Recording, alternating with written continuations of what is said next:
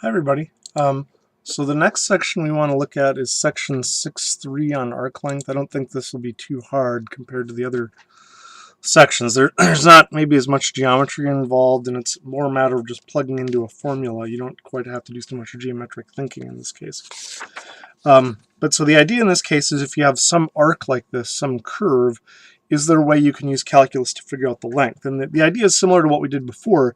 You could approximate the curve with a certain number of points. Now this curve isn't going to be exactly the same as the length, but it should be close. And then the idea again is you can make more and more refined segments here, so that the as you add more and more smaller and smaller segments, it should approach the length of the curve. Right? So the idea here basically is just using the Pythagorean theorem. Right? We're trying to calculate like the distance from this point to that point, and then adding it to the distance to that point from that point. So in this case, what we're really looking at is just the Pythagorean theorem, right? So the length between any 2 points then will be given by the square root of the change in y squared plus the change in the square root of x squared, right? And then you're just adding those all together, and you're letting these two changes get smaller and smaller, right? So the idea is you would kind of break this, you'd sort of have that, and then you could break it down into smaller lengths, and then break that down into even smaller lengths, etc. Now you can rearrange this formula. If you think of this as, essentially being equal to the square root of dx squared plus dy squared. If you divide both things by dx, or think of it as sort of pulling out a dx in this case. If I factor a dx out of each term, I'll be left with a 1 here, and then I'll have a dy dx squared, and then if I pull the dx squared outside of the square root, I'll get that. Right? And so, so if f prime is continuous on AB, then the arc length of the curve from A to B is the value of the integral here. And so essentially what you really have to do then, I guess this is the formula I just sort of wrote down, is you just have to take the derivative of the curve, square it, add 1, take the square root, and integrate that. Now this can be a little bit tricky because of the square root and the integral. And you can also do this in the y direction, right? So if you'd rather integrate, instead of integrating the curve,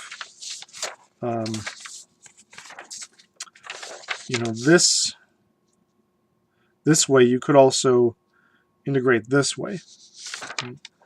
So you could do it either way, right? You should get the same answer because the length is the length. So I don't know if that helps you, but you're basically just using the Pythagorean theorem, right? So you can kind of use that to help you determine that. So let's say, for example, you wanted to find the length of the curve x cubed over 12 plus 1 over x between 1 and 4, right? So again, you could integrate with respect to x or y. In this case, I'm just choosing to integrate with respect to x. So the first thing you'll want to do then is find the derivative of that curve, right? So what's y prime? Well, that's pretty easy, right? And don't accidentally integrate here, right? So you bring down the x, and then the antiderivative of this, right? You can think of this as, the derivative of this, you can think of that as x to the 1. That'll be minus x to the minus 2. So that will, reducing, right, you'll get x squared over 4 minus 1 over x squared, and then that'll be your derivative, right? So that's what you plug in for dy dx.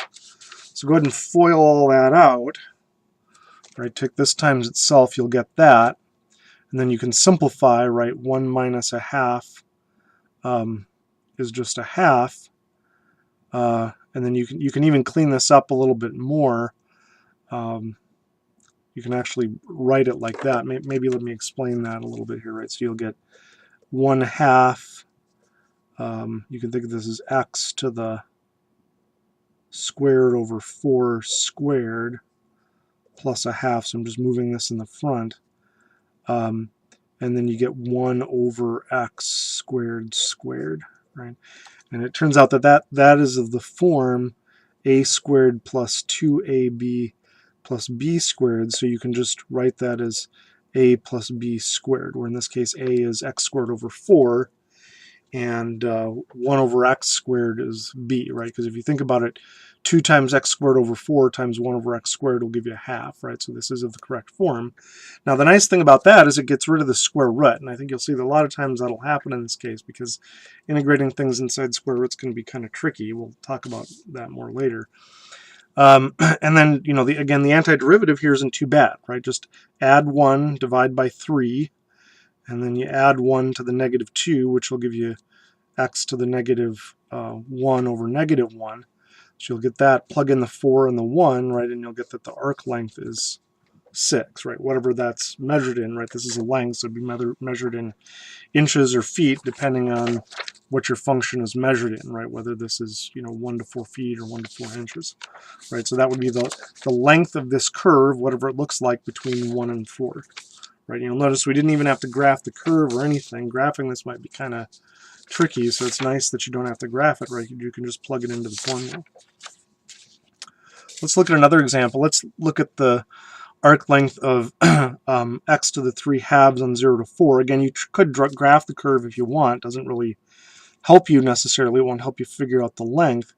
But if it helps you visualize what's going on, you can certainly do that. So take the derivative of this curve, which would be 3 halves x to the 1 half, square that, and then you'll get a 1 plus 9/4 x. And this is one of the reasons why we had to do the substitution method. Maybe to make this a little bit more explicit here, what I'm going to do is I'm just going to let u be equal to 1 plus 9/4 x, right? Because if I take the derivative of that, I'll just get 9/4, right? Which you don't, you know, there's no other x's in the problem, so you're just multiplying by a constant, right? So that means that du over, you know, 4/9 times du is equal to dx. So I can replace the dx with that, with 4/9 du, and then I can just replace this with u, right? Well, that's just the same thing as u to the 1 half. So pull out the 4/9, antiderivative of that is u to the 3 halves over 3 halves. And you'll notice here I changed the limits again. You can either substitute back in and change them back to the original limits of 4 and 0.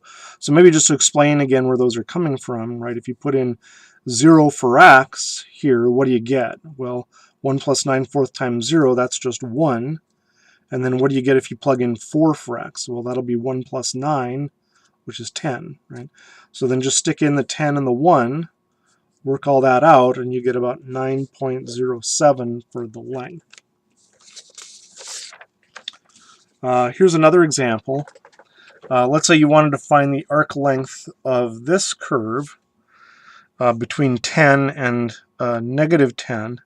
So again, just plug into the function. Now the derivative here might be kind of nasty. It's really not that bad, you know, because you can just do each thing separately, and it might be easier to do the derivative in this form rather than this form. We haven't really talked about the derivatives of the hyperbolic functions yet.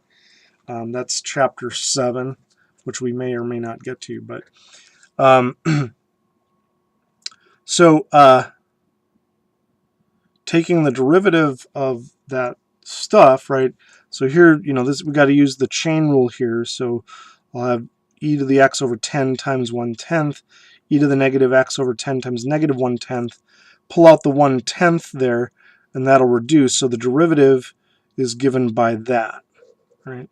So plug that into the equation, right? 1 plus dy dx squared. Now you can take the 2 and just wondering if I made a mistake. Oh no, I did FOIL this out, right? So go ahead and FOIL this out, right? You've got a minus b squared, so that'll give you a squared minus 2ab plus b squared. Right, the e to the x's will cancel in the middle term there, and then you're also taking 2 times 2, which will give you 4. I just factored out the 1/4 there,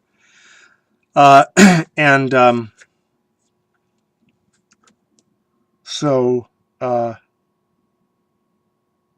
nice thing about that is if you add the 1 into that, right, you'll get, you know, this is really negative 1/2, right? If I think about the way this is written, right, this is negative 2 divided by 4, that's negative 1/2. So if I combine that with a 1, that's a positive 1/2. And so I should be able to combine those together and then I can factor out the 1/4. And the nice thing about that then is that I can now write this as something squared. I guess I didn't really need the ones in the bottom there. And so that will get rid of the square root, right? Since I'm multiplying, I can take the square root of each thing separately. Square root of a fourth is a half. Square root of this will get rid of the square root, and then you could just integrate that, right? So that'll be, just integrate this again, right? And you'll get 10e to the negative 1 over e, which should give you about 23.504. Okay, so hopefully that gives you an idea of what to do for that section. If you guys have questions, let me know.